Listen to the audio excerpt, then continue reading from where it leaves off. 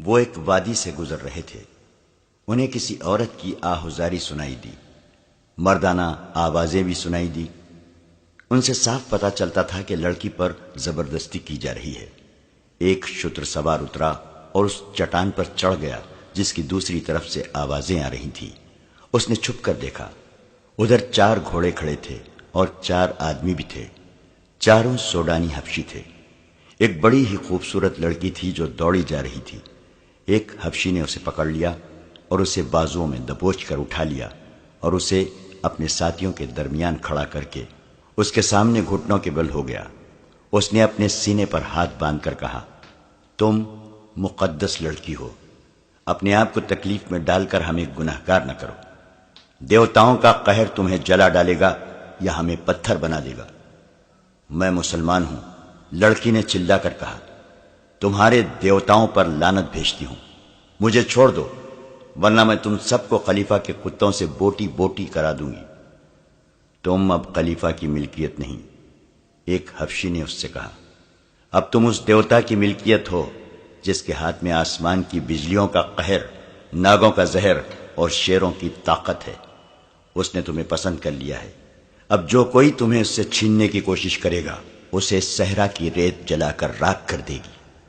ایک حبشی نے دوسرے سے کہا، میں نے تمہیں کہا تھا کہ یہاں نہ رکو مگر تم آرام کرنا چاہتے تھے، اسے بندھا ہوا لے چلتے اور شام سے پہلے پہلے منزل پر پہنچ جاتے۔ کیا ہمارے گھوڑے تھک نہیں گئے تھے؟ حبشی نے جواب دیا، ہم ساری رات کے جاگے ہوئے نہیں تھے، اسے پھر باندھ لو اور چلو۔ اس نے لڑکی کو دبوچ لیا، اچانک اس کی پیٹھ میں ایک تیر اتر گیا، اس کی گرفت لڑکی سے ڈھیلی ہو گئی۔ لڑکی اسے دھکا دے کر بھاگنے لگی تو دوسرے آدمی نے اسے پکڑ کر گھسیٹا اور گھوڑوں کی اوٹ میں ہو گیا۔ ایک اور تیر آیا، ایک آدمی کی گردن میں لگا اور وہ آدمی بری طرح تڑپنے لگا۔ جس آدمی نے لڑکی کو پکڑا تھا وہ گھوڑے کی باک پکڑ کر لڑکی اور گھوڑے کو نشیبی جگہ لے گیا جو بالکل قریب تھی۔ ایک حبشی اور بھی رہ گیا تھا، وہ بھی دوڑ کر نشیب میں اتر گیا۔ یہ تیر اس شتر سوار سنتری نے چلائے تھے جو چٹان پر چڑھ گیا تھا۔ اس نے بعد میں جو بیان دیا اس میں اس نے کہا تھا کہ وہ دیوتاؤں کے نام سے ڈر گیا تھا، لیکن لڑکی نے جب یہ کہا کہ میں مسلمان ہوں اور میں دیوتاؤں پر لعنت بھیجتی ہوں تو سنتری کا ایمان بیدار ہو گیا۔ لڑکی نے جب خلیفہ کا نام لیا تو سنتری سمجھ گیا کہ یہ حرم کی لڑکی ہے۔ اس کا لباس، اس کی شکل و صورت اور اس کی ڈیل ڈول بتا رہی تھی کہ یہ معمولی درجے کی لڑکی نہیں، اسے اغوا کیا جا رہا ہے اور اسے سوڈان میں لے جا کر فروخت کیا جائے گا۔ سنتری کو یہ معلوم تھا کہ تھوڑے دنوں بعد سوڈانی حبشیوں کا ایک میلہ لگنے والا ہے جس میں لڑکیوں کی خرید و فروخت ہوتی ہے۔ فوج کو سلطان ایوبی نے یہ حکم دے رکھا تھا کہ عورت کی عزت کی حفاظت کی جائے گی۔ ایک عورت کی عزت کو بچانے کے لیے 1 درجن آدمیوں کے قتل کی بھی اجازت تھی۔ سنتری نے یہ ساری باتیں سامنے رکھ کر فیصلہ کر لیا کہ اس لڑکی کو بچانا ہے۔ اس نے 2 تیر چلائے اور 2 حبشی مار ڈالے۔ اس نے غلطی یہ کی کہ باقی 2 حبشیوں کو پکڑنے کے لیے نیچے اتر آیا، اپنے اونٹ پر سوار ہوا اور اپنے ساتھیوں کو بتایا کہ بردہ فروشوں کا تعاقب کرنا چاہیے۔ وہ تینوں اونٹوں کو دوڑاتے دوسری طرف گئے مگر انہیں چٹان کا چکر کاٹ کر جانا پڑا۔ اس نے یہ بھی نہ سوچا کہ اونٹ گھوڑے کا تعاقب کر سکتا ہے یا نہیں۔ ان تینوں میں سے تیر کمان صرف اسی سنتری کے پاس تھا، باقی 2 کے پاس برچیاں اور تلواریں تھیں۔ وہ جب اس جگہ پہنچے جہاں لڑکی اور حبشیوں کو دیکھا گیا تھا تو وہاں 2 لاشوں کے سوا کچھ بھی نہ تھا۔ سوڈانی حبشی لڑکی کو بھی لے گئے تھے اور اپنے مرے ہوئے ساتھیوں کے گھوڑوں کو بھی۔ شتر سواروں نے تعاقب میں اونٹ دوڑائے لیکن وہ ٹیلوں اور چٹانوں کا علاقہ تھا، راستہ گھومتا اور مڑتا تھا۔ انہیں بھاگتے گھوڑوں کے ٹاپو سنائی دے رہے تھے جو دور ہٹتے گئے اور خاموش ہو گئے۔ شتر سواروں نے دونوں لاشیں اونٹوں پر لادیں اور واپس آ گئے۔ انہیں معلوم تھا کہ یہ لاشیں کس کی ہیں، یہ عام قسم کے بردہ فروشوں کی بھی ہو سکتی تھیں۔ انہیں اٹھا لانا ضروری نہ تھا، لیکن لڑکی خلیفہ کی معلوم ہوتی تھی، اس لیے لاشیں اٹھانا ضروری سمجھا گیا تاکہ یہ معلوم ہو سکے کہ اغوا کرنے والے کون ہیں۔ صلاح الدین ایوبی پریشانی اور غصے کے عالم میں ٹہل رہا تھا۔ کمرے میں اس کے مشیر اور معتمد بیٹھے تھے، یہ اس کے دوست بھی تھے، وہ سر جھکائے بیٹھے تھے۔ سلطان ایوبی اپنے آپ کو ہمیشہ قابو میں رکھتا تھا، وہ کبھی جذباتی نہیں ہوا تھا، غصہ پی جایا کرتا تھا اور ذہن کو پوری طرح قابو میں رکھ کر سوچا اور فیصلہ کیا کرتا تھا۔ ایسے حالات نے بھی اسے آزمایا تھا جن میں جابر جنگجو بھی ہتھیار ڈال دیا کرتے تھے۔ وہ محاصروں میں بھی لڑا تھا اور اس حال میں بھی محاصرے میں رہا تھا کہ اس کے سپاہیوں کے حوصلے ٹوٹ گئے تھے۔ قلعے میں کھانے پینے کے لیے بھی کچھ نہ رہا تھا اور سپاہیوں کے ترکش بھی خالی ہو گئے تھے۔ اس کے سپاہی اس انتظار میں تھے کہ وہ ہتھیار ڈال کر انہیں اس اذیت اور موت سے بچا لے گا، لیکن سلطان ایوبی نے صرف اپنا حوصلہ ہی مضبوط نہ رکھا بلکہ سپاہیوں میں بھی نئی روح پھونک دی۔ مگر اس روز سلطان ایوبی کو اپنے آپ پر قابو نہیں رہا تھا، چہرے پر غصہ بھی تھا، گھبراہٹ بھی۔ یہی وجہ تھی کہ سب خاموش بیٹھے تھے۔ آج پہلی بار میرا دماغ میرا ساتھ چھوڑ گیا ہے، اس نے کہا۔ کیا یہ ممکن نہیں کہ آپ خلیفہ کے اس پیغام کو نظر انداز کر دیں؟ اس کے نائب سالار الناصر نے کہا۔ میں اسی کوشش میں مصروف ہوں، سلطان ایوبی نے کہا، لیکن الزام کی نوعیت دیکھو جو مجھ پر عائد کیا گیا ہے۔ میں نے اس کے حرم کی ایک لڑکی اغوا کروائی ہے۔ استغفر اللہ، اللہ مجھے معاف کرے، اس نے میری توہین میں کوئی کسر نہیں چھوڑی۔ پیغام بلکہ دھمکی قاصد کی زبانی بھیجی ہے۔ وہ مجھے بلا لیا ہوتا، میرے ساتھ براہ راست بات کرتا۔ میں پھر بھی یہی مشورہ دوں گا کہ آپ اپنے آپ کو ٹھنڈا کیجیے، بہاؤالدین شداد نے کہا۔ میں سوچ یہ رہا ہوں، کیا واقعی حرم سے کوئی لڑکی اغوا ہوئی ہے؟ سلطان ایوبی نے کہا۔ یہ جھوٹ معلوم ہوتا ہے، اسے پتہ چل گیا ہوگا کہ میں نے خطبے میں سے اس کا نام نکلوا دیا ہے۔ اس کے جواب میں اس نے مجھ پر یہ الزام لگا کر کہ میں نے اس کے حرم کی ایک لڑکی اغوا کرائی ہے، انتقام لینے کی کوشش کی ہے۔ سلطان ایوبی نے عیسیٰ الحکاری فقیہ سے کہا، ایک حکم نامہ مصر کی تمام مسجدوں کے نام جاری کر دو کہ آئندہ کسی مسجد میں خطبے میں خلیفہ کا ذکر نہیں کیا جائے گا۔ آپ اس کے ہاں چلے جائیں اور اس سے بات کریں، الناصر نے کہا۔ اسے صاف الفاظ میں بتا دیں کہ خلیفہ قوم کی عزت کا نشان ہوتا ہے، لیکن اس کا حکم نہیں چل سکتا، خصوصاً اس صورتحال میں جب حالات جنگی ہیں اور دشمن کا خطرہ باہر سے بھی ہے اور اندر سے بھی موجود ہے۔ میں تو یہاں تک مشورہ دوں گا کہ اس کے محافظ دستے کی نفری کم کر دیں، سوڈانی حبشیوں کی جگہ مصری دستہ رکھیں اور اس کے محل کے اخراجات کم کریں۔ میں اس کے نتائج سے آگاہ ہوں، ہمیں مقابلہ کرنا ہی پڑے گا، ہمیں اللہ پر بھروسہ رکھنا چاہیے۔ میں نے ہمیشہ اپنے اللہ پر بھروسہ کیا ہے، سلطان ایوبی نے کہا۔ خدائے ذوالجلال مجھے اس ذلت سے بھی بچا لے گا۔ دربان اندر آیا، سب نے اس کی طرف دیکھا۔ اس نے کہا، صحرا کے گشتی دستے کا کماندار اپنے 3 سپاہیوں کے ساتھ آیا ہے، وہ 2 سوڈانیوں کی لاشیں لائے ہیں۔ سب نے دربان کی مداخلت کو اچھی نظر سے نہ دیکھا۔ اس وقت سلطان ایوبی بڑے ہی اہم اور خفیہ اجلاس میں مصروف تھا، لیکن سلطان نے دربان سے کہا، انہیں اندر بھیج دو۔ سلطان ایوبی نے اپنے دربان سے کہہ رکھا تھا کہ جب بھی اسے کوئی ملنے آئے وہ اسے اطلاع دے، اور اگر رات اسے جگانے کی ضرورت محسوس ہو تو فوراً جگا لے۔ سلطان کوئی بات اور کوئی ملاقات التوا میں نہیں ڈالا کرتا تھا۔ عہدیدار اندر آیا، اس کا چہرہ گھر سے اٹا ہوا اور تھکا تھکا نظر آتا تھا۔ سلطان ایوبی نے اسے بٹھایا اور دربان سے کہا کہ اس کے لیے پینے کے لیے کچھ لے آؤ۔ عہدیدار نے سلطان کو بتایا کہ اس کی گشتی سنتریوں نے 4 سوڈانی حبشیوں سے ایک مغویہ لڑکی کو چھڑانے کی کوشش میں 2 کو تیروں سے مار ڈالا اور وہ لڑکی کو اٹھا کر بھاگ گئے ہیں۔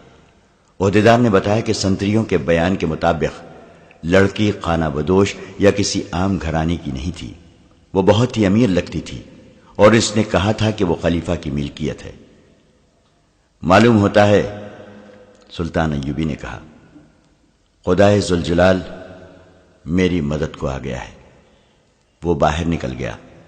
کمرے میں بیٹھے ہوئے سب حاکم اس کے پیچھے چلے گئے۔ باہر زمین پر 2 لاشیں پڑی تھیں۔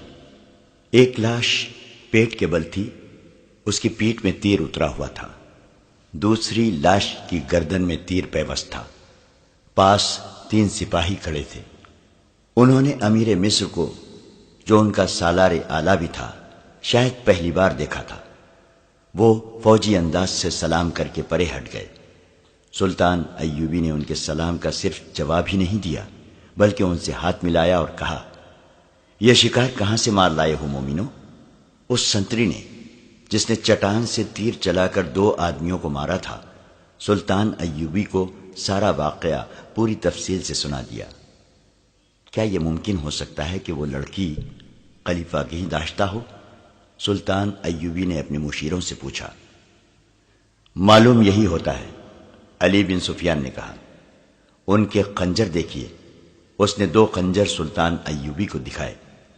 جس وقت سپاہی واقعہ سنا رہا تھا، علی بن سفیان لاشوں کی تلاشی لے رہا تھا۔ انہوں نے سوڈان کا قبائلی لباس پہن رکھا تھا۔ کپڑوں کے اندر ان کے کمر بند تھے، جن کے ساتھ ایک خنجر تھا۔ یہ خلیفہ کے حفاظتی دستے کے خاص ساخت کے خنجر تھے۔ ان کے دستوں پر قصر خلافت کی مہریں لگی ہوئی تھیں۔ علی بن سفیان نے کہا، اگر انہوں نے یہ خنجر چوری نہیں کیے تو یہ دونوں قصر خلافت کے حفاظتی دستے کے سپاہی ہیں۔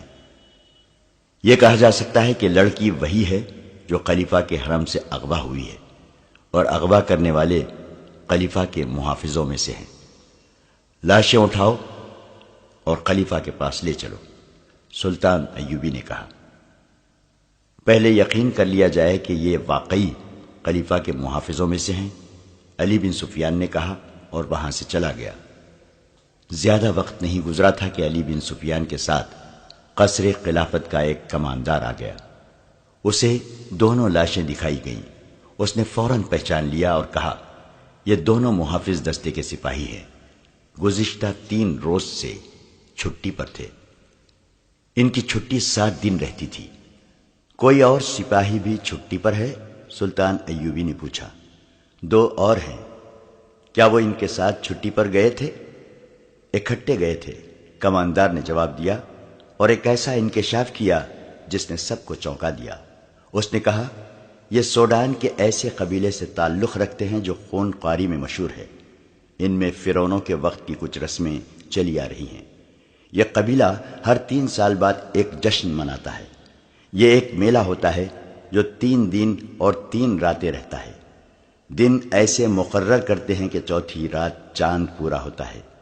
میلے میں وہ لوگ بھی جاتے ہیں جن کا اس قبیلے کے ساتھ کوئی تعلق نہیں ہوتا، وہ صرف عیاشی کے لیے جاتے ہیں۔ میلے میں لڑکیوں کی خرید و فروخت کے لیے باقاعدہ منڈی لگتی ہے۔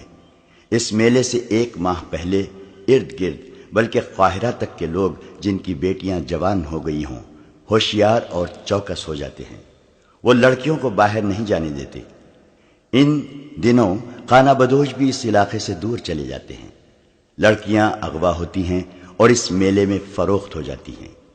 یہ چاروں سوڈانی اسی میلے کے لیے چھٹی پر گئے ہوئے تھے۔ میلہ 3 روز بعد شروع ہو رہا ہے۔ کیا ان کے متعلق یہ کہا جا سکتا ہے کہ خلیفہ کے حرم کی لڑکی انہوں نے اغوا کی ہوگی؟ علی بن سفیان نے پوچھا۔ میں یقین کے ساتھ نہیں کہہ سکتا، کماندار نے جواب دیا۔ یہ کہہ سکتا ہوں کہ ان دنوں میں اس قبیلے کے لوگ جان کا خطرہ مول لے کر بھی لڑکیاں اغوا کرنے کی کوشش کرتے ہیں، اور یہ خونخوار اتنے ہیں کہ اگر کسی لڑکی کے وارث میلے میں چلے جائیں اور اپنی لڑکی لینے کی کوشش کریں تو انہیں قتل کر دیا جاتا ہے۔ لڑکیوں کے گاہکوں میں مصر کے امیر، وزیر اور حاکم بھی ہوتے ہیں۔ میلے میں ایسے عارضی قہبہ خانے کھل جاتے ہیں جہاں جوا، شراب اور عورت کے شیدائی دولت لٹاتے ہیں۔ اس جشن کی آخری رات بڑی پراسرار ہوتی ہے۔ کسی خفیہ جگہ ایک نوجوان اور غیر معمولی طور پر حسین لڑکی کو قربان کیا جاتا ہے۔ یہ کسی کو بھی معلوم نہیں کہ لڑکی کو کہاں اور کس طرح قربان کیا جاتا ہے۔ یہ کام ان کا ایک مذہبی پیشوا، جسے حبشی خدا بھی کہتے ہیں، کرتا ہے۔ ان کے ساتھ بہت تھوڑے سے خاص آدمی اور 4-5 لڑکیاں ہوتی ہیں۔ لوگوں کو لڑکی کا کٹا ہوا سر اور خون دکھایا جاتا ہے، جسے دیکھ کر یہ قبیلہ پاگلوں کی طرح ناشتہ اور شراب پیتا ہے۔ خلیفہ نے محافظ دستے کا ناک میں دم کر رکھا تھا۔ تمام تر محافظ دستہ دھوپ میں کھڑا تھا۔ سورج غروب ہونے میں کچھ دیر باقی تھی۔ اس دستے کو صبح کھڑا کیا گیا تھا۔ کمانداروں اور عہدیداروں کو بھی کھانے کی اجازت دی گئی تھی، نہ پانی کی۔ جب رجب بار بار آتا اور اعلان کرتا تھا کہ لڑکی محافظوں کی مدد کے بغیر اغوا نہیں کی جا سکتی تھی۔ جس کسی نے اغوا میں مدد دی ہے وہ سامنے آ جائے، ورنہ تمہیں یہیں بھوکا اور پیاسا مار دیا جائے گا۔ اگر لڑکی خود باہر گئی ہوتی تو تم میں سے کسی نہ کسی نے ضرور دیکھی ہوتی۔ ان دھمکیوں کا کچھ اثر نہیں ہو رہا تھا۔ سب کہتے تھے کہ وہ بے گناہ ہیں۔ خلیفہ رجب کو ٹکنے نہیں دے رہا تھا۔ اس نے رجب سے کہتا تھا، مجھے لڑکی کا افسوس نہیں، پریشانی یہ ہے کہ جو اتنے کڑے پہرے سے لڑکی کو اغوا کر سکتے ہیں وہ مجھے بھی قتل کر سکتے ہیں۔ مجھے یہ ثبوت چاہیے کہ لڑکی کو صلاح الدین ایوبی نے اغوا کرایا ہے۔ رجب نے ہی اغوا کا بہتان سلطان ایوبی کے سر تھوپا تھا، مگر خلیفہ اسے کہہ رہا تھا کہ ثبوت لاؤ۔ رجب ثبوت کہاں سے لاتا؟ اس کی جان پر بن گئی تھی۔ وہ ایک بار پھر محافظ دستے کے سامنے گیا۔ غصے سے وہ باولا ہوا جا رہا تھا۔ وہ کئی بار دی ہوئی دھمکی ایک بار پھر دینے ہی لگا تھا کہ دروازے پر کھڑے سنتریوں نے دروازے کھول دیے اور اعلان کیا، امیر مصر تشریف لا رہے ہیں۔ بڑے دروازے میں سلطان ایوبی کا گھوڑا داخل ہوا۔ اس کے آگے 2 محافظ سواروں کے گھوڑے تھے، 8 سوار پیچھے تھے، ایک دائیں اور ایک بائیں تھا۔ ان کے پیچھے سلطان ایوبی کے حاکم اور مشیر تھے۔ ان میں علی بن سفیان بھی تھا۔ رجب نے خلیفہ کو اطلاع بھیج دی کہ سلطان صلاح الدین ایوبی آیا ہے۔ سب نے دیکھا کہ سلطان ایوبی کے اس جلوس کے پیچھے 4 پہیوں والی ایک گاڑی تھی، جس کے آگے 2 گھوڑے جٹے ہوئے تھے۔ گاڑی پر 2 لاشیں پڑی تھی، ایک سیدھی دوسری الٹی۔ تیر ابھی تک لاشوں میں اترے ہوئے تھے۔ ان لاشوں کے ساتھ وہ 3 چتر سوار تھے جنہوں نے ان حبشیوں کو مارا تھا۔ خلیفہ باہر آ گیا۔ سلطان ایوبی اور اس کے تمام سوار گھوڑوں سے اترے۔ سلطان ایوبی نے اسی احترام کے ساتھ خلیفہ کو سلام کیا جس احترام کا وہ حقدار تھا۔ جھک کر اس سے مصافحہ کیا اور اس کا ہاتھ چوما۔ مجھے آپ کا پیغام مل گیا تھا کہ میں آپ کی حرم کی لڑکی واپس کر دوں۔ سلطان ایوبی نے کہا، میں آپ کے 2 محافظوں کی لاشیں لایا ہوں۔ یہ لاشیں مجھے بے گناہ ثابت کر دیں گی، اور میں حضور کی خدمت اقدس میں یہ گزارش کرنا ضروری سمجھتا ہوں کہ صلاح الدین ایوبی آپ کی فوج کا سپاہی نہیں ہے۔ جس خلافت کی آپ نمائندگی کر رہے ہیں وہ اس کا بھیجا ہوا ہے۔ خلیفہ نے صلاح الدین ایوبی کے تیور بھانپ لیے۔ اس فاطمی خلیفہ کا ضمیر گناہوں کے بوجھ سے کراہ رہا تھا۔ وہ سلطان ایوبی کی باروب اور پرجلال شخصیت کا سامنا کرنے کے قابل نہیں تھا۔ اس نے سلطان ایوبی کے کندھے پر ہاتھ رکھ کر کہا، میں تمہیں اپنے بیٹوں سے زیادہ عزیز سمجھتا ہوں صلاح الدین، اندر آؤ۔ میری حیثیت ابھی ملزم کی ہے۔ سلطان ایوبی نے کہا، مجھے ابھی صفائی پیش کرنی ہے کہ میں اغوا کا ملزم نہیں ہوں۔ خدائے ذوالجلال نے میری مدد فرمائی ہے اور 2 لاشیں بھیجی ہیں۔ یہ لاشیں بولیں گی نہیں، ان کی خاموشی اور ان میں اترے ہوئے تیر گواہی دیں گے کہ صلاح الدین ایوبی اس جرم کا مجرم نہیں ہے جو قصر خلافت میں سرزد ہوا ہے۔ میں جب تک اپنے آپ کو بے گناہ ثابت نہ کر لوں گا اندر نہیں جاؤں گا۔ وہ لاشوں کی طرف چل پڑا۔ خلیفہ کھچا ہوا اس کے پیچھے پیچھے گیا۔ تھوڑی دور 400-450 نفری کا محافظ دستہ کھڑا تھا۔ سلطان ایوبی نے لاشیں اٹھا کر اس دستے کے سامنے رکھ دیں اور بلند آواز سے کہا، 8 سپاہی آگے آؤ اور لاشوں کو دیکھ کر بتاؤ کہ یہ کون ہے۔ پہلے کماندار اور عہدیدار آئے۔ انہوں نے لاشیں دیکھ کر ان کے نام بتائے اور کہا، یہ ہمارے دستے کے سپاہی تھے۔ ان کے بعد 8 سپاہی آئے۔ انہوں نے بھی لاشوں کو دیکھ کر کہا کہ یہ ان کے ساتھی تھے۔ 8 اور سپاہی آئے، پھر 8 اور آئے۔ اس طرح 8 سپاہی آتے رہے اور بتاتے رہے کہ یہ لاشیں ان کے فلاں فلاں ساتھیوں کی ہیں۔ صلاح الدین خلیفہ نے کہا، میں نے مان لیا ہے کہ یہ لاشیں قصر خلافت کے 2 محافظوں کی ہیں۔ میں اس سے آگے سننا چاہتا ہوں کہ انہیں کس نے ہلاک کیا ہے۔ صلاح الدین نے اس گشتی سنتری سے جس نے انہیں ہلاک کیا تھا کہا کہ اپنا بیان دہرائے۔ اس نے سارا واقعہ خلیفہ کو سنا دیا۔ وہ ختم کر چکا تو سلطان ایوبی نے خلیفہ سے کہا، لڑکی میرے پاس نہیں لائی گئی، وہ سوڈانی حبشیوں کے میلے میں فروخت ہونے کے لیے گئی ہے۔ خلیفہ کھسیانہ ہوا جا رہا تھا۔ اس نے سلطان ایوبی سے کہا کہ وہ اندر چلے۔ سلطان ایوبی نے اندر جانے سے انکار کر دیا اور کہا، میں اس لڑکی کو زندہ یا مردہ برآمد کر کے آپ کے حضور حاضری دوں گا۔ میں ابھی اتنا ہی کہوں گا کہ حرم کی ایک ایسی لڑکی کا اغوا جو تحفے کے طور پر آئی تھی اور جو آپ کی منکوحہ بیوی نہیں داشتہ تھی، میرے لیے ذرہ برابر بھی اہمیت نہیں رکھتی۔ خداوند تعالیٰ نے مجھے اس سے اہم فرائض سونپے ہیں۔ میری پریشانی یہ نہیں کہ ایک لڑکی اغوا ہو گئی ہے، خلیفہ نے کہا، اصل پریشانی یہ ہے کہ اس طرح لڑکیاں اغوا ہونے لگیں تو ملک میں قانون کا کیا حشر ہوگا، اور میری پریشانی یہ ہے کہ سلطنت اسلامیہ اغوا ہو رہی ہے۔ سلطان ایوبی نے کہا، آپ زیادہ پریشان نہ ہوں، میرا شعبہ سراغ رسانی لڑکی کو برآمد کرنے کی پوری کوشش کرے گا۔ خلیفہ سلطان ایوبی کو ذرا سا پرے لے گیا اور کہا، صلاح الدین، میں ایک عرصے سے دیکھ رہا ہوں کہ تم مجھ سے کھچے کھچے رہتے ہو۔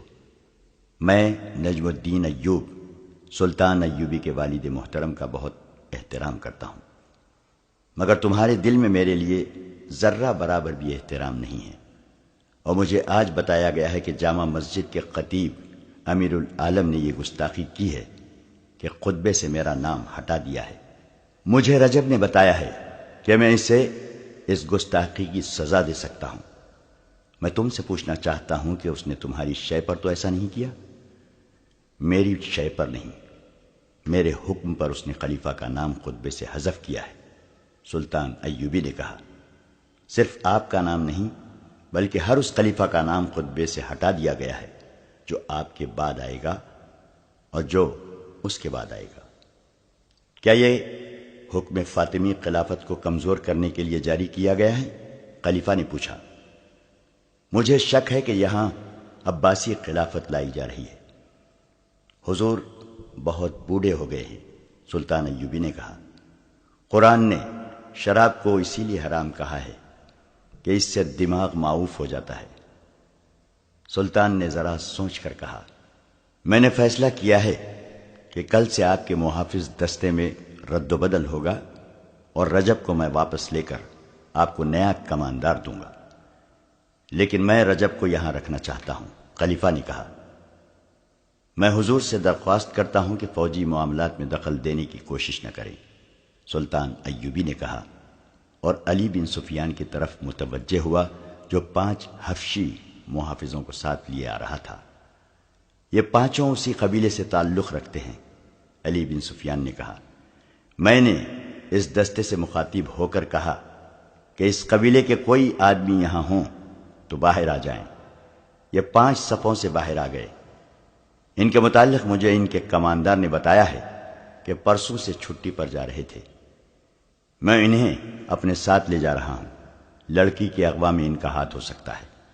صلاح الدین نے رجب کو بلا کر کہا، کل یہاں دوسرا کماندار آ رہا ہے، آپ میرے پاس آ جائیں گے، میں آپ کو منجنیقوں کی کمان دینا چاہتا ہوں۔ رجب کے چہرے کا رنگ بدل گیا۔ ام ارارہ کو گھوڑے پر ڈالے ہوئے جب وہ 2 حبشی اتنی دور نکل گئے جہاں انہیں تعاقب کا خطرہ نہ رہا تو انہوں نے گھوڑے روک دیے۔ لڑکی ایک بار پھر آزاد ہونے کو تڑپنے لگی۔ حبشیوں نے اس سے کہا، اس کا تڑپنا بیکار ہے، اب اگر اسے وہ آزاد بھی کر دیں تو وہ اس ریگستان سے زندہ نہیں نکل سکے گی۔ انہوں نے یہ بھی کہا کہ وہ اسے بے آبرو نہیں کرنا چاہتے۔ اگر ان کی نیت ایسی ہوتی تو وہ اس کے ساتھ وحشیوں جیسا سلوک کر چکے ہوتے۔ ام ارارہ حیران تھی کہ انہوں نے اسے چھیڑا تک نہیں تھا۔ انہیں تو جیسے احساس ہی نہیں تھا کہ اتنی دلکش لڑکی ان کے رحم و کرم پر ہے۔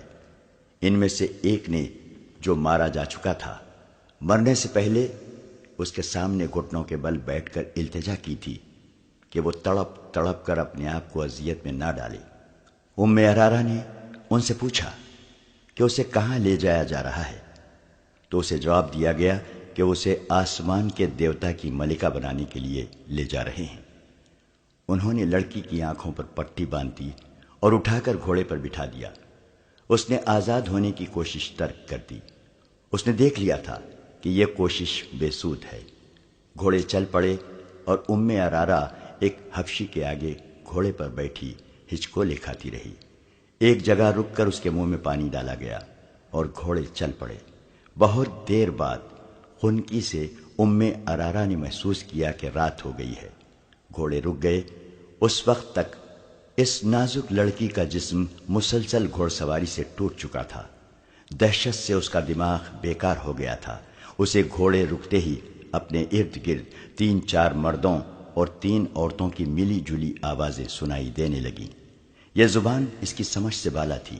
یہی حبشی راستے میں اس کے ساتھ عربی زبان میں باتیں کرتے تھے۔ ان کا لہجہ عربی نہیں تھا۔ ابھی اس کی آنکھوں سے پٹی نہیں کھولی گئی تھی۔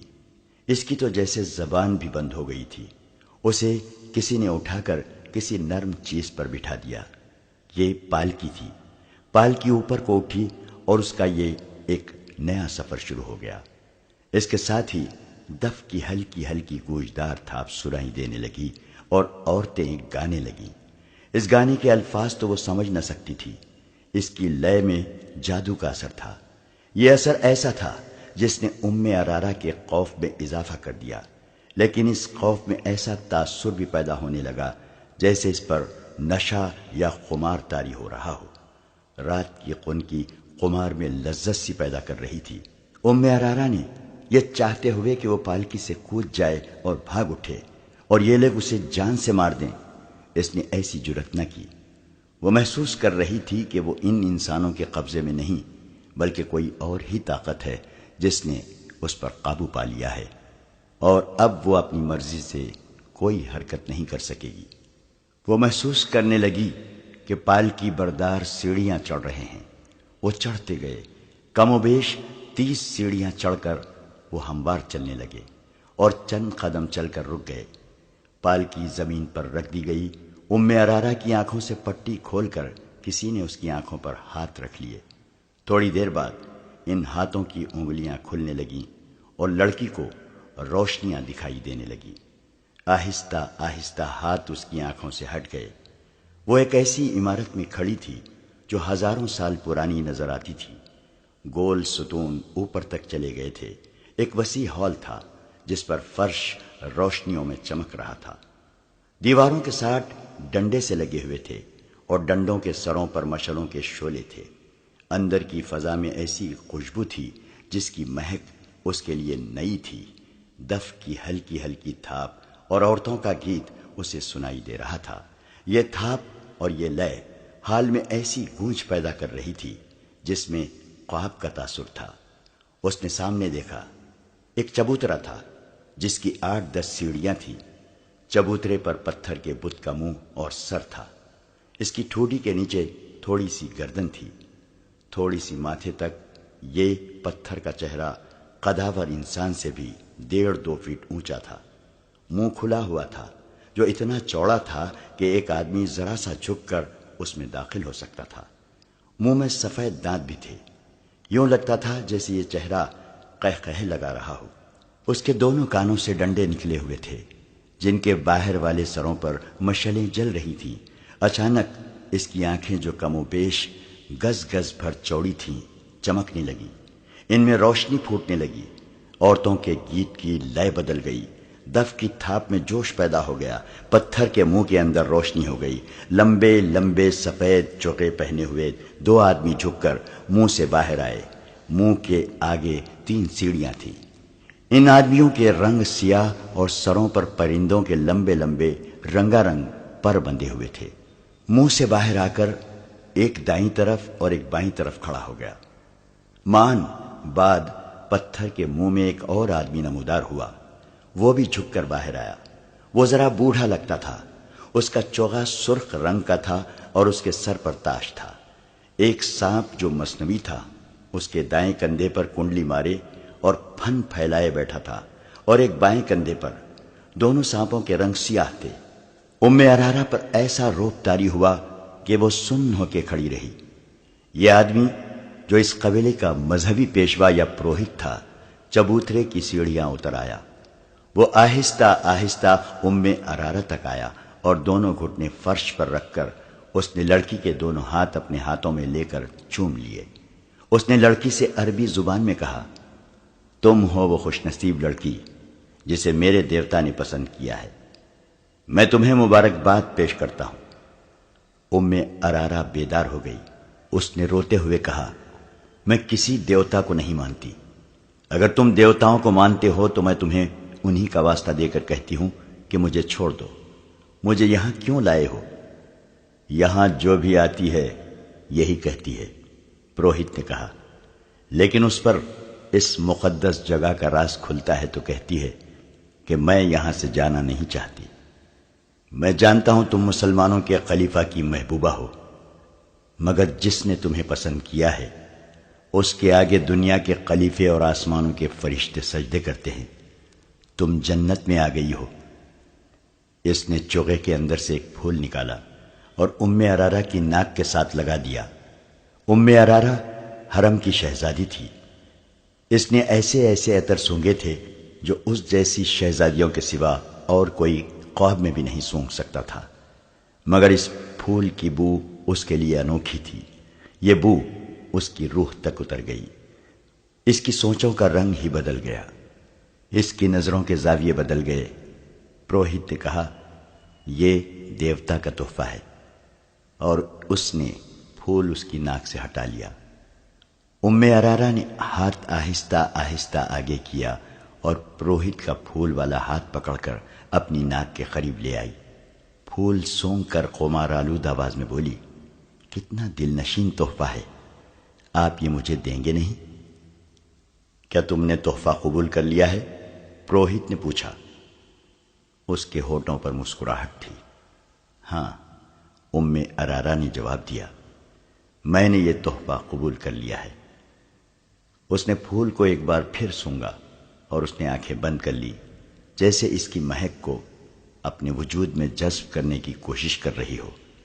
دیوتا نے بھی تمہیں قبول کر لیا ہے، پروہت نے کہا اور پوچھا، تم اب تک کہاں تھی؟ لڑکی سوچ میں پڑ گئی، جیسے کچھ یاد کرنے کی کوشش کر رہی ہو۔ سر ہلا کر بولی، میں یہیں تھی۔ نہیں، میں ایک اور جگہ تھی۔ مجھے یاد نہیں کہ میں کہاں تھی۔ تمہیں یہاں کون لایا ہے؟ کوئی بھی نہیں، ارارا نے جواب دیا، میں خود آئی ہوں۔ تم گھوڑے پر نہیں آئی تھی؟ نہیں، لڑکی نے جواب دیا، میں اڑتی ہوئی آئی ہوں۔ کیا راستے میں صحرا اور پہاڑ اور جنگل اور ویرانے نہیں تھے؟ نہیں تو، لڑکی نے بچوں کی سی شوخی سے جواب دیا، ہر طرف سبزہ زار اور پھول تھے۔ تمہاری آنکھوں پر کسی نے پٹی نہیں باندھی تھی؟ پٹی؟ نہیں تو، لڑکی نے جواب دیا، میری آنکھیں کھلی ہوئی تھی اور میں نے رنگ برنگے پرندے دیکھے تھے، پیارے پیارے پرندے۔ پروہت نے اپنی زبان میں بلند آواز سے کچھ کہا۔ ارارا کے عقب سے 4 لڑکیاں آئیں، انہوں نے اس کے کپڑے اتار دیے۔ وہ مادر زاد ننگی ہو گئی۔ اس نے مسکرا کر پوچھا، دیوتا مجھے اس حالت میں پسند کریں گے؟ پروہت نے کہا، نہیں، تمہیں دیوتا کے پسند کے کپڑے پہنائے جائیں گے۔ لڑکیوں نے اس کے کندھوں پر چادر سی ڈال دی جو اتنی چوڑی تھی کہ کندھوں سے پاؤں تک اس کا جسم مستور ہو گیا۔ اس چادر کے کناروں پر رنگدار رسیوں کے ٹکڑے تھے۔ چادر آگے کر کے ان ٹکڑوں کو گانٹھیں دے دی گئیں اور چادر نہایت موزوں چغا بن گئی۔ ارارا کے بال ریشم جیسے ملائم اور سیاہی مائل بھورے تھے۔ ایک لڑکی نے اس کے بالوں میں کنگھی کر کے اس کے شانوں پر پھیلا دیے اور اس کا حسن اور زیادہ بڑھ گیا۔ پروہت نے اسے مسکرا کر دیکھا اور گھوم کر پتھر کے محیب چہرے کی طرف چل پڑا۔ 2 لڑکیوں نے ارارا کے ہاتھ تھام لیے اور پروہت کے پیچھے پیچھے چل پڑی۔ ارارا شہزادیوں کی طرح چل پڑی۔ اس نے ادھر ادھر نہیں دیکھا کہ ماحول کیسا ہے، اس کی چال میں اور ہی شان تھی۔ عورتوں کا راگ اسے پہلے سے زیادہ طلسماتی اور پرسوز معلوم ہونے لگا۔ وہ پروہت کے پیچھے ہاتھ لڑکیوں کے ہاتھوں پر رکھے چبوترے کی سیڑھیاں چڑھنے لگی۔ پروہت پتھر کے پہاڑ جیسے چہرے کے منہ میں داخل ہو گیا۔ ارارا بھی 3 سیڑھیاں چڑھ کر پتھر کے منہ میں جھک کر داخل ہو گئی۔ دونوں لڑکیاں وہیں کھڑی رہیں۔ ارارا کا ہاتھ پروہت نے تھام لیا۔ منہ کی چھت اتنی اونچی تھی کہ وہ سیدھے چل رہے تھے۔ حلق میں پہنچے تو آگے سیڑھیاں تھیں۔ وہ سیڑھیاں اتر گئے۔ یہ ایک تہہ خانہ تھا جہاں قندیلیں روشن تھیں۔ اس کمرے میں بھی مہک تھی۔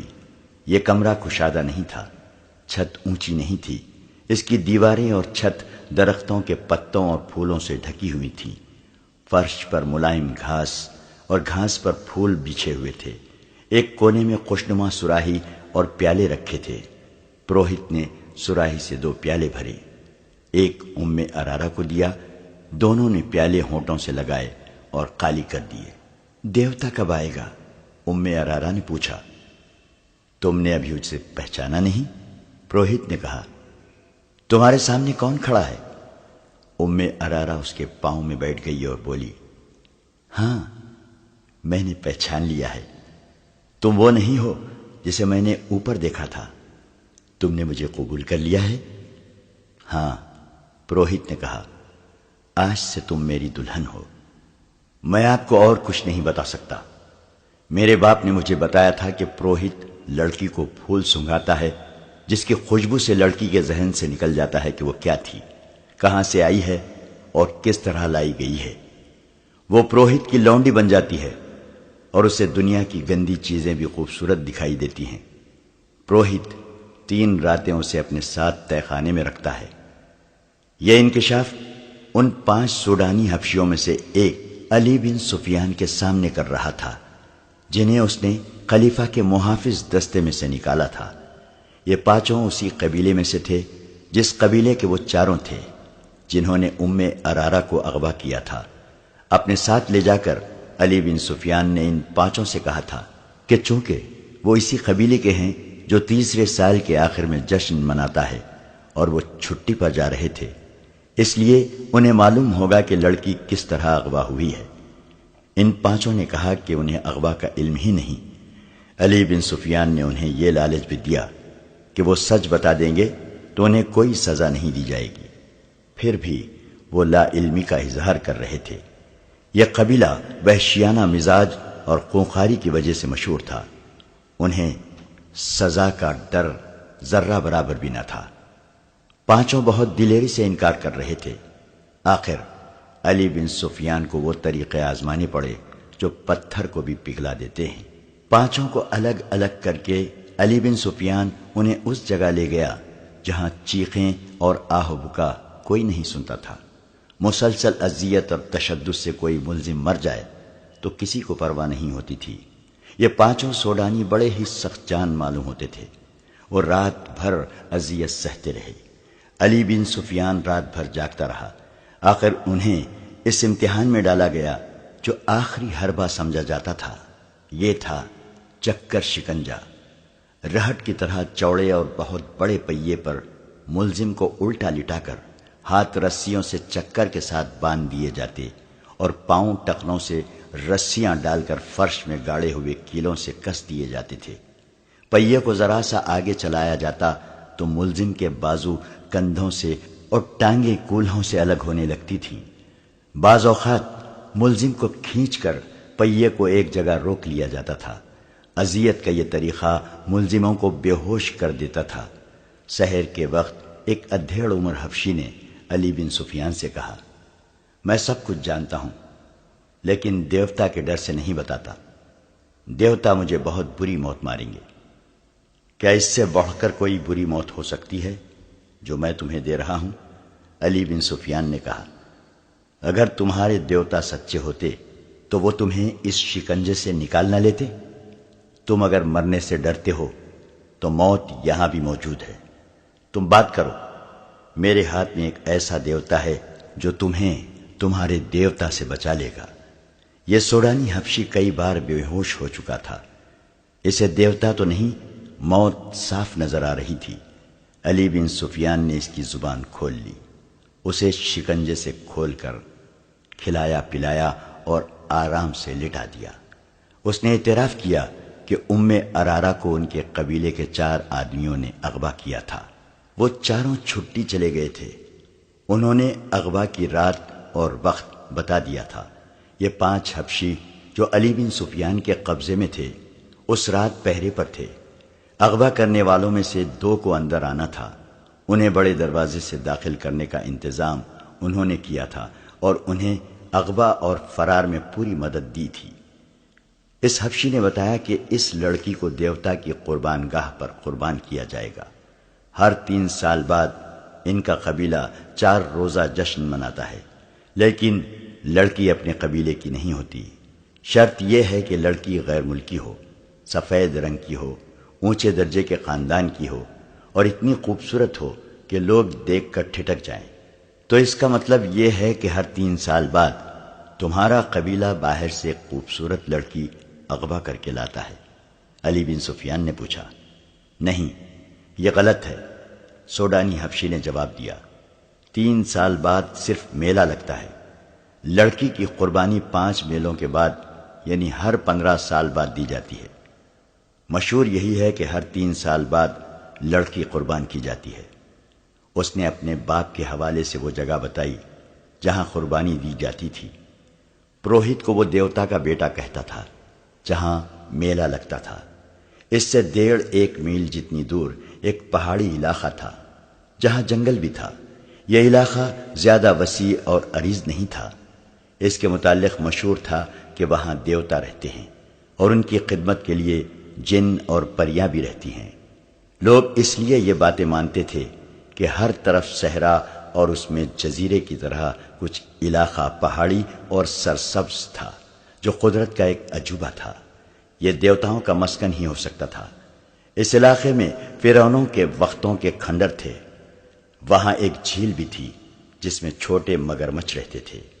قبیلے کا کوئی آدمی سنگین جرم کرے تو اسے پروہت کے حوالے کر دیا جاتا۔ پروہت اسے زندہ جھیل میں پھینک دیتا جہاں مگرمچھ اسے کھا جاتے تھے۔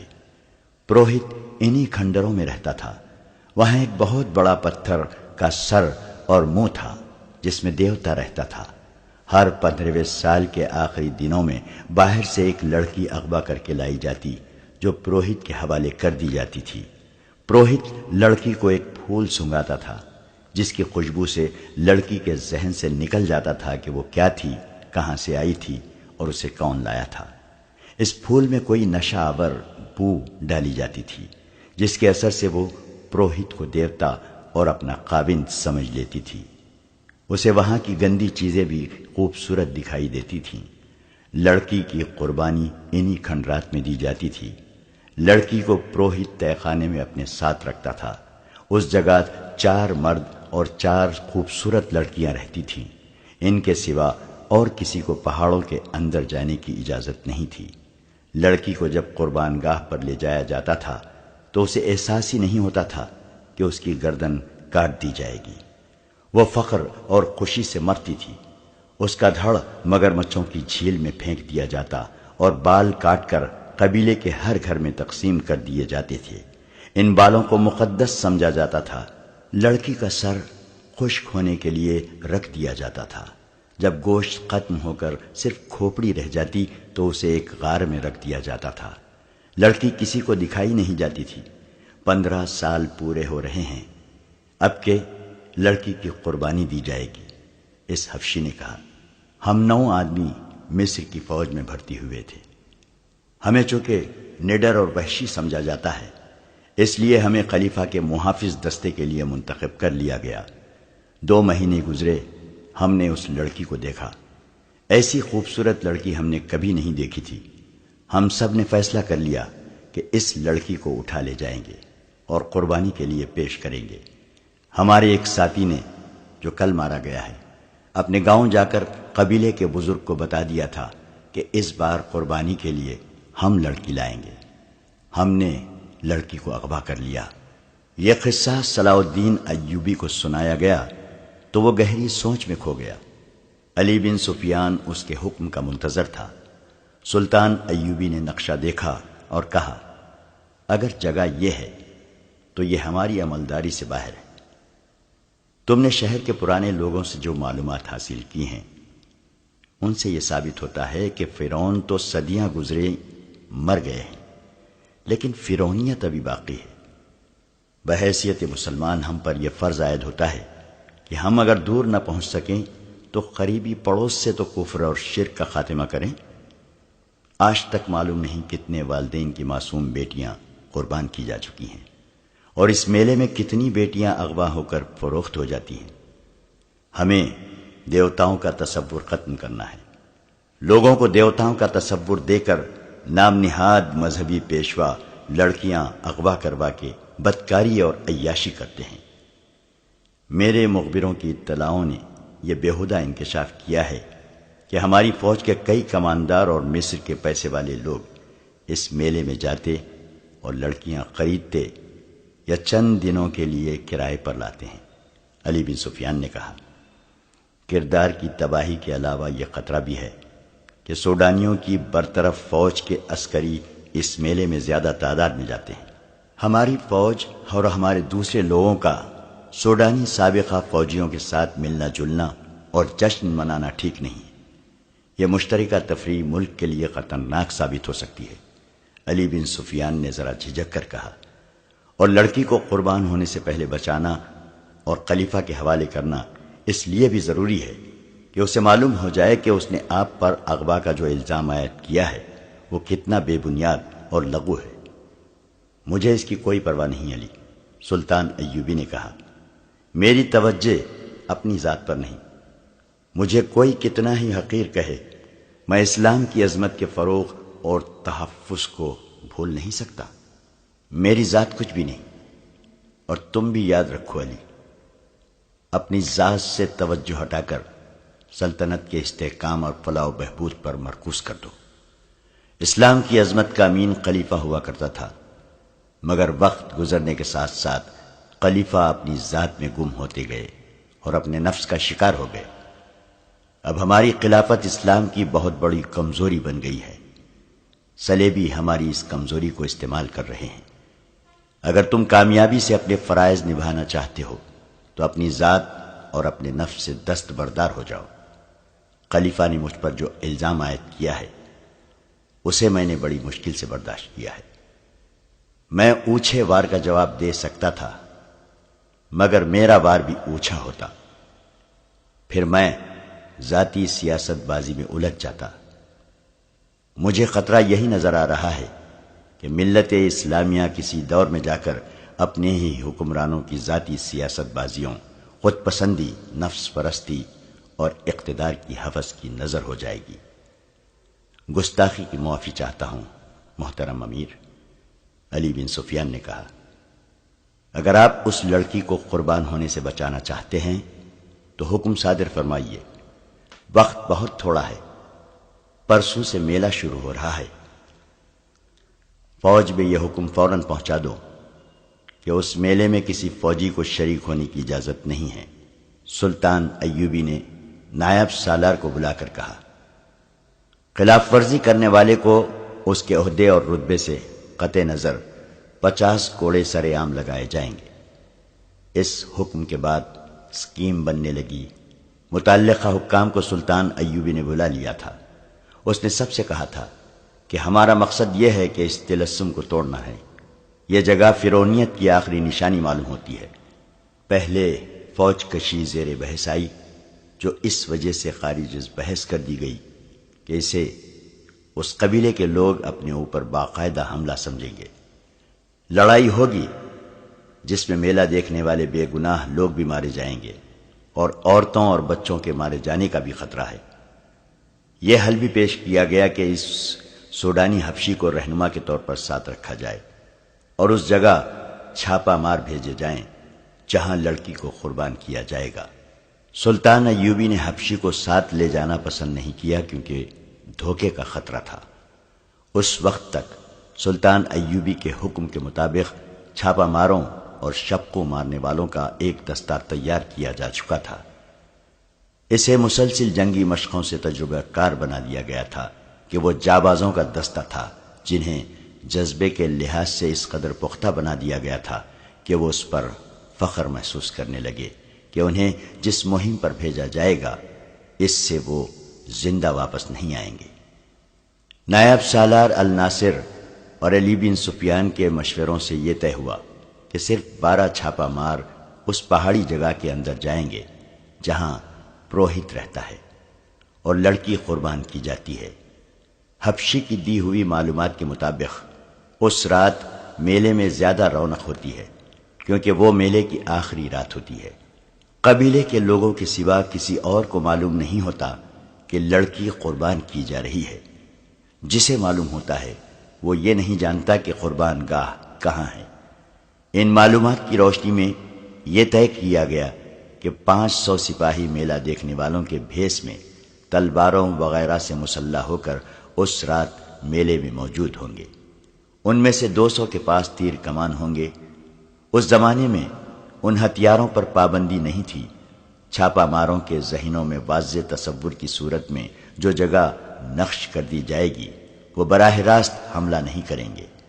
چھاپا ماروں کی طرح پہاڑی علاقے میں داخل ہوں گے، پہرے داروں کو خاموشی سے ختم کریں گے اور اصل جگہ پہنچ کر اس وقت حملہ کریں گے جب لڑکی قربان گاہ میں لائی جائے گی۔ اس سے قبل حملے کا یہ نقصان ہو سکتا ہے کہ لڑکی کو تہہ خانے ہی میں غائب یا ختم کر دیا جائے گا۔ یہ معلوم ہو گیا تھا کہ قربانی آدھی رات کے وقت پورے چاند میں دی جاتی ہے۔ 500 سپاہیوں کو اس وقت تک پہلے قربان گاہ والی پہاڑی کے ارد گرد پہنچنا تھا۔ چھاپا ماروں کے لیے گھیرے میں آ جانے یا مہم میں ناکام ہونے کی صورت میں یہ ہدایت دی گئی کہ وہ فلیتے والا ایک آتشی تیر اوپر کو چلائیں گے۔ اس تیر کا شعلہ دیکھ کر یہ 500 نفری حملہ کر دے گی۔ اسی وقت 12 جانباز منتخب کر لیے گئے اور اس فوج میں سے جو 2 سال پہلے نور الدین زنگی نے سلطان ایوبی کی مدد کے لیے بھیجی تھی، 500 ذہین اور بے خوف سپاہی، عہدیدار اور کماندار منتخب کر لیے گئے۔ یہ لوگ عرب سے آئے تھے۔ مصر اور سوڈان کی سیاست بازیوں اور عقائد کا ان پر کچھ اثر نہ تھا۔ وہ صرف اسلام سے آگاہ تھے اور یہی ان کا عقیدہ تھا۔ وہ ہر اس عقیدے کے خلاف اٹھ کھڑے ہوتے تھے جسے وہ غیر اسلامی سمجھتے تھے۔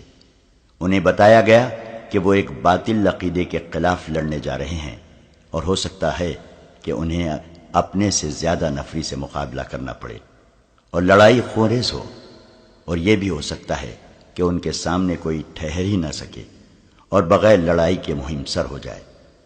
انہیں اسکیم سمجھا دی گئی اور ان کے ذہنوں میں پہاڑی علاقے کا اور ان پہاڑوں کی بلندی جو زیادہ نہیں تھی اور ان میں گھری ہوئی قربان گاہ کا تصور بٹھا دیا گیا۔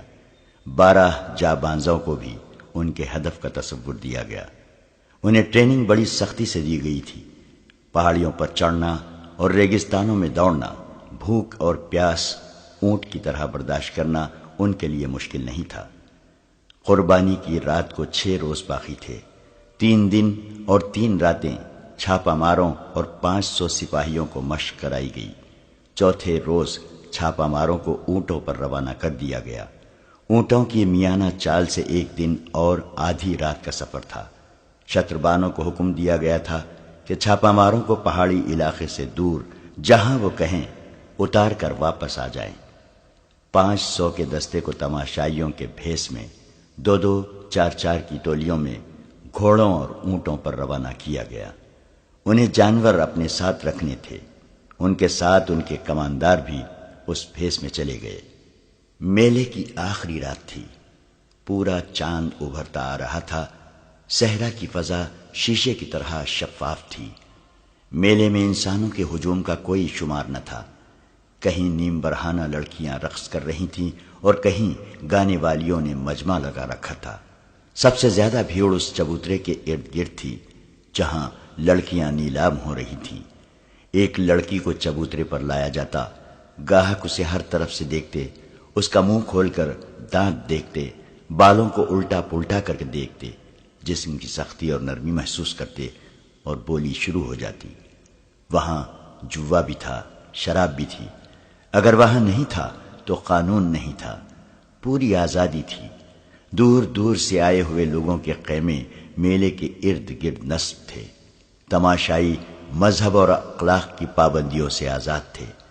انہیں معلوم نہیں تھا کہ ان سے تھوڑی ہی دور جو پہاڑیاں ہیں، ان میں ایک خوبصورت لڑکی کو ذبح کرنے کے لیے تیار کیا جا رہا ہے، اور وہاں ایک انسان دیوتا بنا ہوا ہے۔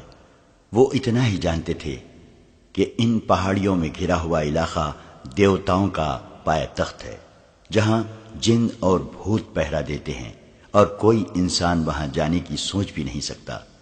انہیں یہ بھی معلوم نہ تھا کہ ان کے درمیان اللہ کے 500 سپاہی گھوم پھر رہے ہیں، اور 12 انسان دیوتاؤں کے پائے تخت کی حدود میں داخل ہو چکے ہیں۔ صلاح الدین ایوبی کے 12 چھاپہ ماروں کو بتایا گیا تھا کہ پہاڑیوں کے اندرونی علاقے میں داخل ہونے کا راستہ کہاں ہے، لیکن وہاں سے وہ داخل نہیں ہو سکتے تھے کیونکہ وہاں پہرے کا خطرہ تھا۔ انہیں بہت دشوار راستے سے اندر جانا تھا۔ انہیں بتایا گیا تھا کہ پہاڑیوں کے ارد گرد کوئی انسان نہیں ہوگا، مگر وہاں انسان موجود تھے، جس کا مطلب یہ تھا کہ اس حبشی نے علی بن سفیان کو غلط بتایا تھا کہ اس علاقے کے گرد کوئی پہرا نہیں ہوتا۔ پہاڑیوں کا یہ خطہ 1 میل بھی لمبا نہیں تھا اور اسی قدر چوڑا تھا۔ وہ چونکہ تربیت یافتہ چھاپہ مار تھے، اس لیے وہ بکھر کر اور احتیاط سے آگے گئے تھے۔ ایک چھاپہ مار کو اتفاق سے ایک درخت کے قریب ایک متحرک سایہ نظر آیا۔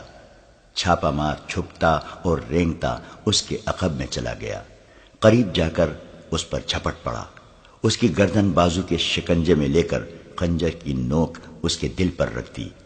گردن ڈھیلی چھوڑ کر اس سے پوچھا کہ تم یہاں کیا کر رہے ہو اور یہاں کس قسم کا پہرا ہے؟ وہ حبشی تھا۔ چھاپہ مار عربی بول رہا تھا جو حبشی سمجھ نہیں سکتا تھا۔ اتنے میں ایک اور چھاپہ مار آ گیا، اس نے بھی خنجر حبشی کے سینے میں رکھ دیا۔ انہوں نے اشاروں سے پوچھا تو حبشی نے اشاروں میں جواب دیا، جس سے شک ہوتا تھا کہ یہاں پہرا موجود ہے۔ اس حبشی کی شیرک کاٹ دی گئی اور چھاپہ مار اور زیادہ محتاط ہو کر آگے بڑھے۔ یکلخت جنگل آ گیا، آگے پہاڑی تھی، چاند اوپر اگتا آ رہا تھا، لیکن درختوں اور پہاڑیوں نے اندھیرا کر رکھا تھا۔ وہ پہاڑی پر ایک دوسرے سے ذرا دور اوپر چڑھتے گئے۔ اندر کے علاقے میں جہاں لڑکی کو پروہت کے حوالے کیا گیا تھا، کوئی اور ہی سرگرمی تھی۔ پتھر کے چہرے کے سامنے چبوترے پر ایک قالین بچھا ہوا تھا، اس پر چوڑے پھل والی تلوار رکھی تھی۔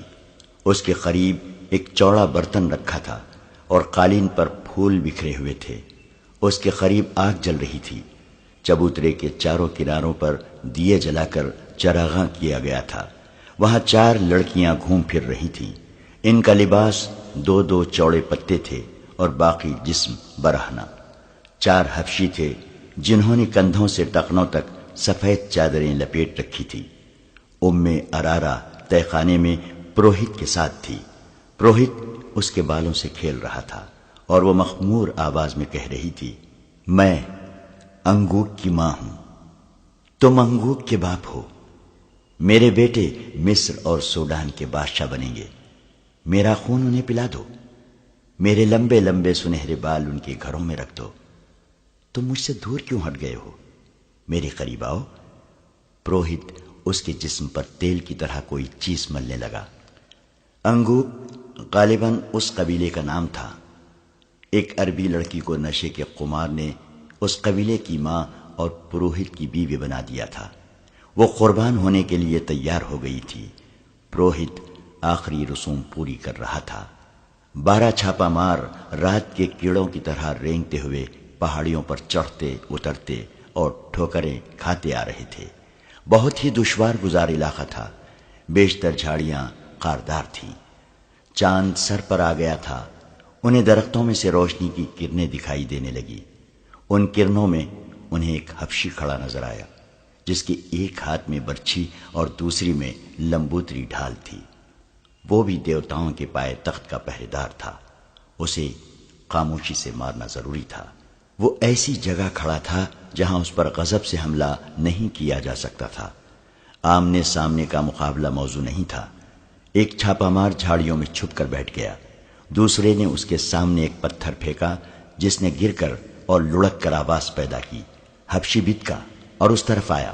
وہ چونکہ جھاڑی میں چھپے ہوئے چھاپا مار کے سامنے آیا، اس کی گردن ایک بازو کے شکنجے میں آ گئی اور ایک خنجر اس کے دل میں اتر گیا۔ چھاپا مار کچھ دیر وہاں رکے اور احتیاط سے آگے چل پڑے۔ ارارا قربانی کے لیے تیار ہو چکی تھی۔ پروہت نے آخری بار اسے اپنے سینے سے لگایا اور اس کا ہاتھ تھام کر سیڑھیوں کی طرف چل پڑا۔ باہر کے 4 حبشی مردوں اور لڑکیوں کو پتھر کے سر اور چہرے کے منہ میں روشنی نظر آئی تو وہ منہ کے سامنے سجدے میں گر گئے۔ پروہت نے اپنی زبان میں ایک اعلان کیا اور منہ سے اتر آیا۔ ارارا اس کے ساتھ تھی۔ اسے وہ قالین پر لے گیا۔ مرد اور لڑکیاں ان کے ارد گرد کھڑی ہو گئی۔ ارارا نے عربی زبان میں کہا، میں انگوک کے بیٹوں اور بیٹیوں کے لیے اپنی گردن کٹوا رہی ہوں۔ میں ان کے گناہوں کا کفارہ ادا کر رہی ہوں۔ میری گردن کاٹ دو۔ میرا سر انگوک کے دیوتا کے قدموں میں رکھ دو۔ دیوتا اس سر پر مصر اور سوڈان کا تاج رکھیں گے۔ 4 آدمی اور لڑکیاں ایک بار پھر سجدے میں گر گئیں۔ پروہت نے ارارا کو قالین پر 2 زانوں بٹھا کر اس کا سر آگے کو جھکا دیا اور وہ تلوار اٹھا لی جس کا پھل پورے ہاتھ جتنا چوڑا تھا۔ ایک چھاپا مار جو سب سے آگے تھا رک گیا۔ اس نے سرگوشی کر کے پیچھے آنے والے کو روک لیا۔ پہاڑی کی بلندی سے انہیں چبوترا اور پتھر کا سر نظر آیا۔ چبوترے پر ایک لڑکی 2 زانو بیٹھی تھی جس کا سر جھکا ہوا تھا۔ شفاف چاندنی، چراغاں اور بڑی مشعلوں نے سورج کی روشنی کا سما بنا رکھا تھا۔ لڑکی کے پاس کھڑے آدمی کے ہاتھ میں تلوار تھی۔ 2 زانو بیٹھی ہوئی لڑکی برہنہ تھی۔ اس کے جسم کا رنگ بتا رہا تھا کہ حبشی قبیلے کی لڑکی نہیں۔ چھاپا مار دور تھے اور بلندی پر تھے، وہاں سے تیر قطع جانے کا خطرہ تھا، مگر وہ جس پہاڑی پر تھے اس کے آگے ڈھلان نہیں تھی بلکہ سیدھی دیوار تھی جس سے اترنا ناممکن تھا۔ وہ جان گئے کہ لڑکی قربان کی جا رہی ہے اور اسے بچانے کے لیے وقت اتنا تھوڑا ہے کہ وہ اڑ کر نہ پہنچیں تو اسے بچا نہیں سکیں گے۔ انہوں نے چوٹی سے نیچے دیکھا۔ چاندنی میں انہیں ایک جھیل نظر آئی۔ انہیں بتایا گیا تھا کہ وہاں ایک جھیل ہے جس میں مگرمچھ رہتے ہیں۔ دائیں طرف ڈھلان تھی لیکن وہ بھی تقریباً دیوار کی طرح۔ وہاں جھاڑیاں اور درخت تھے۔ انہیں پکڑ پکڑ کر اور ایک دوسرے کے ہاتھ تھام کر وہ ڈھلان اترنے لگے۔ ان میں سے آخری جانباز نے اتفاق سے سامنے دیکھا۔ چاندنی میں سامنے کی چوٹی پر اسے ایک حبشی کھڑا نظر آیا۔ اس کے ایک ہاتھ میں ڈھال تھی اور دوسرے ہاتھ میں برچھی جو اس نے تیر کی طرح پھینکنے کے لیے تان رکھی تھی۔ چھاپا ماروں پر چاندی نہیں پڑ رہی تھی۔ حبشی ابھی شک میں تھا۔ آخری چھاپا مار نے کمان میں تیر ڈالا۔ رات کی خاموشی میں کمان کی آواز سنائی دی۔ تیر حبشی کی شہرک میں لگا اور وہ لڑکتا ہوا نیچے آ رہا۔ چھاپا مار ڈھلان اترتے گئے۔ گرنے کا خطرہ ہر قدم پر تھا۔ پروہت نے تلوار کی دھار ارارا کی گردن پر رکھی اور اوپر اٹھائی۔ لڑکیوں اور مردوں نے سجدے سے اٹھ کر 2 زانو بیٹھتے ہوئے پرسوز اور دھیمی آواز میں کوئی گانا شروع کر دیا۔ یہ ایک گونج تھی جو اس دنیا کی نہیں لگتی تھی۔ پہاڑیوں میں گھری ہوئی اس تنگ سی وادی میں ایسا طلسم طاری ہوا جا رہا تھا جو باہر کے کسی بھی انسان کو یقین دلا سکتا تھا کہ یہ انسانوں کی نہیں دیوتاؤں کی سرزمین ہے۔ پروہت تلوار کو اوپر لے گیا۔ اب تو 1-2 سانسوں کی دیر تھی۔ تلوار نیچے کو آنے ہی لگی تھی کہ ایک تیر پروہت کی بغل میں دھس گیا۔ اس کا تلوار والا ہاتھ ابھی نیچے نہیں گرا تھا کہ 3 تیر بیک وقت اس کے پہلو میں اتر گئے۔ لڑکیوں کی چیخیں سنائی دی۔ مرد کسی کو آواز دینے لگے۔ تیروں کی ایک اور باڑ آئی جس نے 2 مردوں کو گرا دیا۔ لڑکیاں جدھر منہ آیا دوڑ پڑیں۔ ارارا اس شور و غل اور اپنے گرد تڑپتے ہوئے اور خون میں ڈوبے ہوئے جسموں سے بے نیاز سر جھکائے بیٹھی تھی۔ چھاپا مار بہت تیز دوڑتے آئے، چبوترے پر چڑھے اور ارارا کو ایک نے اٹھا لیا۔ وہ ابھی تک نشے کی حالت میں باتیں کر رہی تھی۔ ایک جانباز نے اپنا کرتا اتار کر اسے پہنا دیا۔ اسے لے کر چلے ہی تھے کہ ایک طرف سے 12-13 حبشی برچھیاں اور ڈھالے اٹھائے دوڑتے آئے. چھاپا مار بکھر گئے. ان میں 4 کے پاس تیر کمانیں تھیں. انہوں نے تیر برسائے. باقی چھاپا مار ایک طرف چھپ گئے. جب حبشی آگے آئے تو عقب سے ان پر حملہ کر دیا.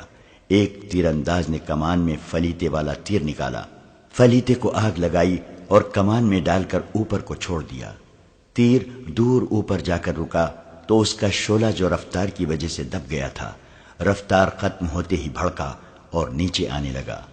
میلے کی رونق ابھی مان نہیں پڑی تھی. تماشائیوں میں سے 500 تماشائی میلے سے الگ ہو کر اس پہاڑی خطے کی طرف دیکھ رہے تھے.